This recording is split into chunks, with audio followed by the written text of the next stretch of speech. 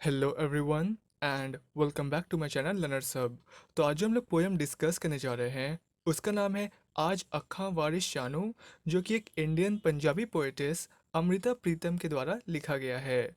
तो अब देखिए, आज का जो हमारा वीडियो है ना वो थोड़ा सा अलग होगा, क्योंकि आज के इस वीडियो में हम एक लव स्टोरी को भी डिस्कस करेंगे जो कि इस पोएम के साथ ही कोरिलेटेड है।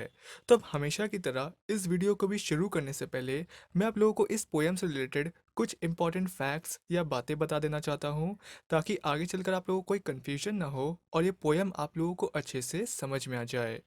तो देखिए, सबसे पहली बात तो ये है कि इस पोयम को ना ईयर 1949 में, यानी भारत देश के आज़ादी के या पार्टीशन के 2 साल बाद इसे लिखा गया। और इस पोयम को पोएटिस अमृता प्रीतम के ही एक पोएटिक कलेक्शन जिसका नाम मैं त्वारिख हाँ हिंद दी था या फिर I am the historian of Hind था, तो उसमें इसे पब्लिश किया गया। फिर इस पोयम की दूसरी ज़रूरी बात यह है कि इस पोयम को ना ओरिजिनली तो इसे पंजाबी लैंग्वेज में ही लिखा गया, बट फिर बाद में इसे कई सारे स्कॉलर्स के द्वारा इसे अलग अलग लैंग्वेजेस में और डिफरेंट डिफरेंट वर्जन्स में इसे दोबारा से प्रोड्यूस किया गया। जैसे कि अगर हम सिर्फ इंग्लिश लैंग्वेज की ही बात करें तो सिर्फ इंग्लिश लैंग्वेज में ही इसके बहुत सारे वर्जन्स अवेलेबल हैं। जैसे कि टुडे आई कॉल वारिशा, फिर I ask Warisha today, I say unto Warisha, a call to Warisha, और भी पता नहीं कितने सारे इसके नाम और वर्जन्स अवेलेबल हैं। बट इसका रियल नेम सिर्फ एक ही है और वो है आज अक्खां शानू, जिसमें कि पोएटिस अमृता प्रीतम हमें उस ज़माने को या उस दौर को दिखाने की कोशिश करती हैं जब देश को दो हिस्सों में बांट दिया गया था और लोग यहाँ वहाँ बेबस हालत में भटक रहे थे। चारों तरफ लाशें बिछी हुई थी और खून की नदियाँ बह रही थी। तो अपने आसपास इस तरह के कंडीशन को और माहौल को देखकर पोएटिस अमृता प्रीतम काफ़ी दुखी हो जाती हैं। और वो फिर वॉरिस शाह नाम के एक दूसरे पोएट को वो उनसे ये रिक्वेस्ट करती हैं कि जिस तरह से वॉरिस शाह ने अपने एक लव ट्रेजेडी हीर रांझा के थ्रू उन्होंने पूरे पंजाब में लव और कंपैशन का मैसेज फैलाया था और उन्होंने एक बेटी के दुख को अपना आवाज़ दिया था, तो ठीक उसी तरह से पोएटिस अमृता प्रीतम भी आज वो वॉरिस शाह के आत्मा से या उनकी स्पिरिट से रिक्वेस्ट करती हैं कि वो इस सैड प्लाइट को या इस ब्लडी चैप्टर को वो अपनी एक आवाज़ दे और वो लोगों के बीच लव और कंपैशन का मैसेज फैलाएं। तो चलिए, अब ये तो हो गया इस पोएम से रिलेटेड काफ़ी डिटेल इन्फॉर्मेशन। तो अब बिना टाइम वेस्ट किए आज का जो हमारा पोएम है आज अक्खां वारिस शानू या फिर टुडे आई कॉल वारिस शाह, इसे हम लोग शुरू करते हैं। तो इसके पहले कुछ लाइंस की शुरुआत कुछ इस तरह से होती है कि Today, I call Varisha, speak from inside your grave, and turn today the book of love's next affectionate page. Once one daughter of Punjab cried, you wrote a wailing saga. Today, a million daughters cry to you, Varisha. Rise, O narrator of the grieving, rise. Look at your Punjab. Today, fields are lined with corpses, and blood fills the chinab. Someone has mixed poison in the five rivers flow. Their deadly water is now irrigating our lands galore. तो इन lines में affectionate से इनका मतलब है loving और caring. फिर willing saga से इनका मतलब है एक सैड स्टोरी या एक ट्रैजिक एपिक। फिर चिनाब से इनका मतलब है एक रिवर या एक नदी जो कि इंदस रिवर की ही एक ट्रिब्यूटरी है। और ये चिनाब नदी इंदस रिवर से ही अलग होकर या उसमें से ही निकल कर ये पंजाब में बहा करती है। फिर फाइव रिवर्स फ्लो से इनका मतलब है वो पांच इंपॉर्टेंट रिवर्स या वो फाइव मेजर नदियाँ जो कि देश के बंटवारे से पहले पंजाब में बहा करती थी। तो अब देखिए, ये पंजाब जो वर्ड है ना, तो इस स्टेट का नाम ही उन पांच नदियों के वजह से पड़ा जो कि पंजाब में बहा करती थी। क्योंकि पंज का मतलब है पांच और अब का मतलब है वाटर बॉडीज और रिवर्स। और वो पांच मेजर नदियों का नाम है चिनाब, झेलम, रवि, सतलज और ब्यास। और आखिर में गैलोर का मतलब है एवरीवेयर, यानी हर तरफ। तो इन लाइंस में पोएटिस अमृता प्रीतम जो है ना, वो यहाँ पर एक दूसरे पंजाबी पोएट जिनका नाम वॉरिस शाह है, तो उन डेड पोएट के आत्मा से या वॉरिस शाह के स्पिरिट से पोएटिस अमृता प्रीतम ये रिक्वेस्ट करती हैं या उनसे ये प्रे करती हैं कि ओ वॉरिस शाह, आज मैं आपसे रिक्वेस्ट करती हूँ या प्रे करती हूँ कि आज आप अपने कब्र से उठकर आप कुछ बोले और आज आप फिर से आप अपनी किताब में प्यार और दुख का एक नया पन्ना लिखे। तो अब देखिए इस पॉइंट पर आकर आप लोगों के मन में ये सवाल तो ज़रूर आया होगा कि आखिर ये वारिस शाह है कौन और आखिर पोएटिस अमृता प्रीतम सिर्फ उन्हें ही वो इस पार्टीशन के ट्रैजिक डेथ को उन्हें अपने किताब में नोट डाउन करने के लिए क्यों कह रही हैं। तो देखिए सबसे पहली बात तो ये है कि वारिस शाह जो थे ना, तो वो पोएटिस अमृता प्रीतम के एक इंस्पिरेशन के सोर्स थे।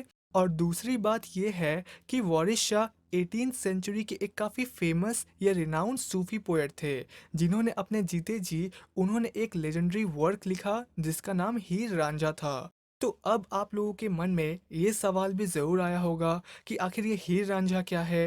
तो ये हीर रांझा जो है ना, वो एक्चुअली एक लव ट्रेजेडी है जिसमें कि हीर एक काफ़ी रिच फैमिली से बिलोंग करने वाली एक काफ़ी ब्यूटीफुल सी लेडी होती है, और वहीं रांझा एक गरीब जट होता है जो कि हीर के घर में ही वो उसके वहाँ हर्ड्समैन का या चरवाहे का काम करता था। तो अब धीरे धीरे करके इन दोनों को आपस में एक दूसरे से प्यार हो जाता है, और हीर अक्सर अपने परिवार वालों से छुपकर वो रांझे से जाकर मिला करती थी और वो उसके बांसुरी की धुन सुना करती थी।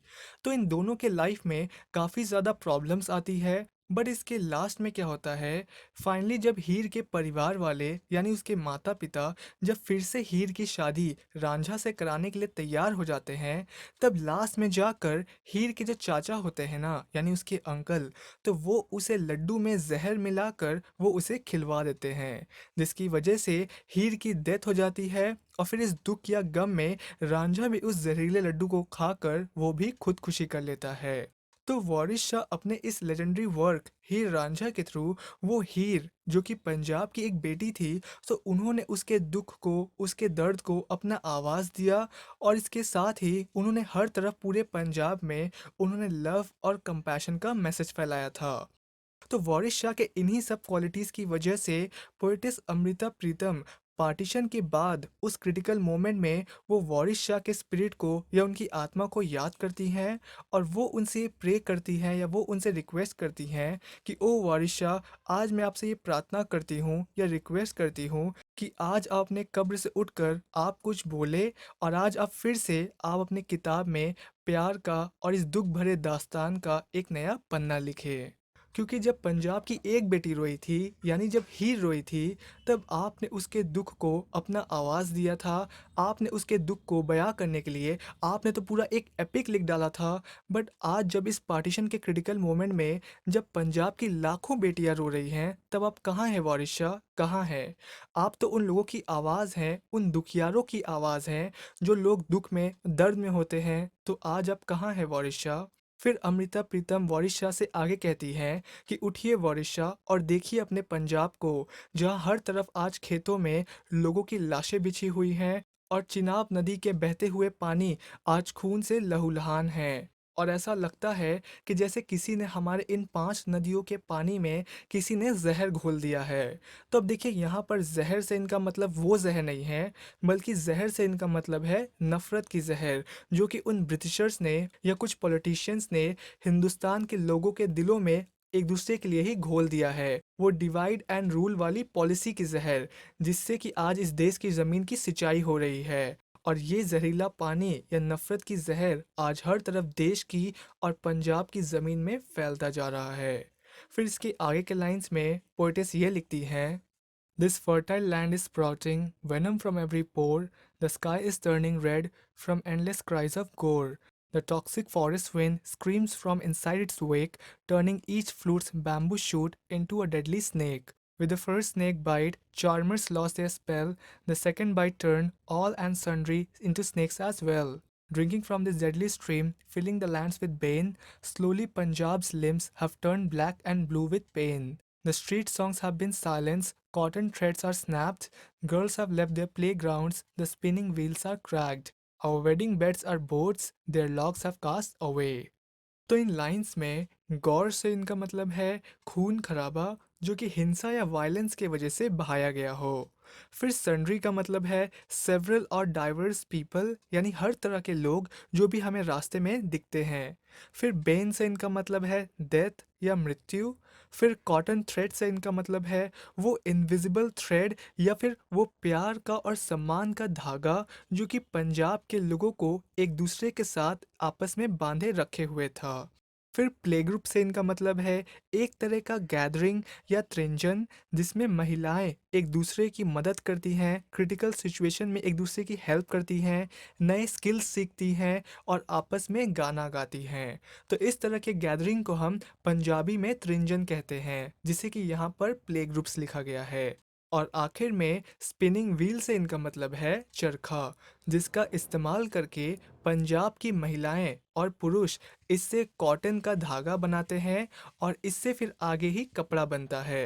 तो ये स्पिनिंग व्हील या चरखा जो है ना, तो ये एक्चुअली सिंबलाइज करता है पंजाब के रूरल इकोनॉमी को या उनके अर्थव्यवस्था को। तो इन लाइंस में पोएटिस अमृता प्रीतम यहाँ पर काफ़ी सारे चीज़ों को कवर करती हैं या उन पर बातें करती हैं। तो इसीलिए एक एक करके हम पॉइंट वाइज इन सभी चीज़ों को डिस्कस करेंगे। तो सबसे पहले तो पोएटिस यहाँ पर ये कहती हैं कि उन्हें ऐसा लगता है कि जैसे ज़रूर किसी ने पंजाब के उन 5 नदियों में किसी तरह का जहर घोल दिया है और अब इसी जहरीले पानी या नफ़रत की जहर से पंजाब की ज़मीन को सींचा जा रहा है, जिसकी वजह से बाद में जब उस फर्टाइल लैंड या उस उपजाऊ ज़मीन से फसल उगे तो वो भी जहरीले निकले। तो पोएटिस अमृता प्रीतम यहाँ पर ये कहना चाहती हैं कि उस नफ़रत की भावना की वजह से जो कि उन ब्रिटिशर्स ने पंजाब के लोगों के दिलों में मिलाया है, तो उसी नफ़रत की भावना की वजह से आज पंजाब के लोगों के रोम रोम से यानी उनके स्किन के हर एक पोर से नफ़रत की जहर निकल रही है।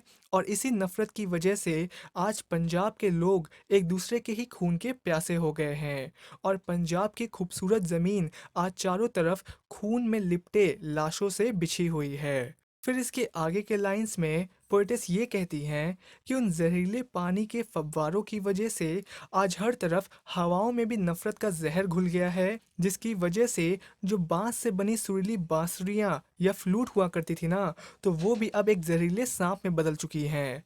तो अब देखिए पंजाब में ना रांझे की सुरीली बांसुरी की धुन काफ़ी ज़्यादा पॉपुलर या फेमस है। बट अब इस जहरीले एटमॉस्फेयर की वजह से हर जगह नफरत का जहर फैल गया है और वो बांस की सुरीली बांसुरियां भी अब जहरीले नाग में बदल चुकी हैं, जिसके बाद वो जहरीले नाग सबसे पहले तो उन मदारियों को या उन स्नेक चार्मर्स को काटती हैं जिन्हें कि सांप कंट्रोल करने का या उन्हें वश में करने का मंत्र आता है। और उसके बाद फिर वो सांप रास्ते में जिसे दिखते हैं वो उसे ही अपने जहर से डस लेते हैं, यानी वो सभी लोगों के अंदर नफ़रत की जहर घोल देते हैं। फिर धीरे धीरे करके पूरे पंजाब के शरीर में यानी पूरे पंजाब के स्टेट में धीरे धीरे वो नफ़रत की जहर फैल जाती है और वो खूबसूरत और गुलाबी सा दिखने वाला पंजाब आज नफ़रत की जहर से आज नीला पड़ चुका है और चारों तरफ इस जहरीले पानी को पीकर लोगों की लाशें बिछी हुई हैं। अब इसके बाद फिर आगे के लाइंस में पोएट उन महिलाओं की या उन न्यूली वेड कपल्स की बात करती हैं जिन्होंने उस वक्त नई नई शादी की होती है। तो पोएटेस यहाँ पर कहती हैं कि वो लोग जो सड़कों पर पहले प्रेम के गीत और भाईचारे के गीत गाया करते थे, तो वो गीत आज कहीं ख़त्म सी हो गई है, क्योंकि लोगों के बीच में जो एक इनविजिबल सा थ्रेड था लव का, कंपैशन का, ब्रदरहुड का, तो वो अदृश्य धागा अब टूट गया है और देश के बंटवारे के बाद ये सब कुछ छिन गया है। फिर पोएटेस ये कहती हैं कि वो लड़कियां या वो महिलाएं जो आपस में एक ग्रुप बनाकर गाना गाया करती थी, एक दूसरे के दुख में मदद करती थी, तो वो महिलाएं भी उन ग्रुप्स को या वैसे गैदरिंग्स को छोड़कर चली गई हैं, क्योंकि हालात ही इतने ख़राब थे कि चारों तरफ महिलाएं या औरतें अपनी जान बचाकर भाग रही थी। और इसके अलावा पंजाब का जो पूरा रूरल इकोनॉमी था या जो अर्थव्यवस्था था, जो कि चरखे को घुमाकर धागा बनाने से चलता था, वो सब भी अब बंद हो गया है। और लास्टली जो न्यूली वेड कपल्स थे जिन्होंने उस वक्त नई नई शादी की थी, ये सोचकर कि वो एक खुशहाल ज़िंदगी को बिताएंगे, तो वो लोग भी इस पार्टीशन की वजह से वो लोग अपनी जान बचाकर भाग रहे थे, क्योंकि हर तरफ खून खराबे का माहौल था। और अब फाइनली इसके लास्ट के 18 लाइंस में पोएटेस ये लिखती हैं, Our hanging swing, the people tree has broken in this ray, lost is the flute which once blew sounds of heart. Ranja's brother today no longer knew this art. Blood rained on our shrines, drenching them to the core. Damsels of Amor today sit crying at their door. Today everyone is Kedo, thieves of beauty and ardor. Where can we find today another Varisha once more? Today I call Varisha, speak from inside your grave and turn today the book of love's next affectionate page. तो इन lines में swing से इनका मतलब है वो झूला जो कि पहले के समय में लोग पीपल के पेड़ के ऊपर झूला डालकर झूला करते थे। फिर श्राइन से इनका मतलब है ये धरती की पवित्र भूमि या ज़मीन। फिर ड्रेंचिंग से इनका मतलब है किसी चीज़ में पूरी तरह से या एकदम डूब जाना, जैसे कि एक स्पॉन्ज का पैड पानी में डूबने के बाद पूरी तरह से एकदम लथपथ हो जाता है ना, वैसे। फिर डैम्सल ऑफ अमोर से इनका मतलब है प्रिंसेस ऑफ लव। फिर कैदो जो यहाँ पर वर्ड है ना, तो ये असल में हीर के उस चाचा का नाम है जो कि उसके लव स्टोरी में एक विलन बन गए थे और उन्होंने जहर वाली उसे लड्डू खिला दी थी। और लास्टली आर्डर का मतलब है लव एंड पैशन। तो इन फाइनल लाइंस में पोएटिस हमसे ये कहती हैं कि वो पीपल के पेड़ जिसमें लोग झूला डालकर लोग हंसी खुशी झूला करते थे, तो आज इस पीपल के पेड़ की टहनियाँ यानी उसके ब्रांचेस भी टूट गए हैं। फिर वो आगे कहती हैं कि वो सुरीली बांसुरी की धुन जो कि लोगों के बीच में प्यार को बढ़ाने का काम करता था, तो आज वो सुरीली बांसुरी की धुन भी कहीं हमेशा के लिए गायब सी हो गई है। क्योंकि रांझे के जो भाई थे यानी पंजाब के जो लोग थे, वो इस धुन को बजाना भूल गए हैं और वो लोग आज बस एक दूसरे को ही मारने काटने में और खून खराबे में लगे हुए हैं, जिसकी वजह से पंजाब की इस पवित्र भूमि पर या ज़मीन पर खून की आज बारिश हो रही है। और ये खून इतना भर चुका है आज पंजाब की ज़मीन पर कि अब कब्र के लाशों से भी खून बाहर टपक रहा है या निकल रहा है। और प्यार और लव की जो प्रिंसेस हैं, वो उन मकबरे या उस टॉम के बीच में बैठकर वो वहाँ रो रही हैं, क्योंकि पंजाब का आज हर आदमी हीर के चाचा कैदों की तरह वो प्यार और भाईचारे का दुश्मन बन गया है। इसीलिए पोएटिस लास्ट में ये कहती हैं कि मैं अब दूसरा वारिशा कहाँ ढूंढने जाऊँ, कहाँ मिलेगा मुझे दूसरा वारिशा जो इन नफरत से भरे लोगों के दिल में दोबारा से प्यार और भाईचारे का पैगाम फैला सके और इस पार्टीशन के ब्लडी चैप्टर को वो अपनी आवाज़ दे सके। इसीलिए वो वारिस शाह के स्पिरिट से या उनकी आत्मा से वो दोबारा से इस चीज़ के लिए रिक्वेस्ट करती हैं। तो इस तरह से ये पोएम ख़त्म होता है एंड आई होप कि आपको वीडियो पसंद आया होगा। वीडियो पसंद आया तो प्लीज़ आप कमेंट करके ज़रूर बताएं, लाइक करें, शेयर करें अपने दोस्तों के साथ and thank you for watching.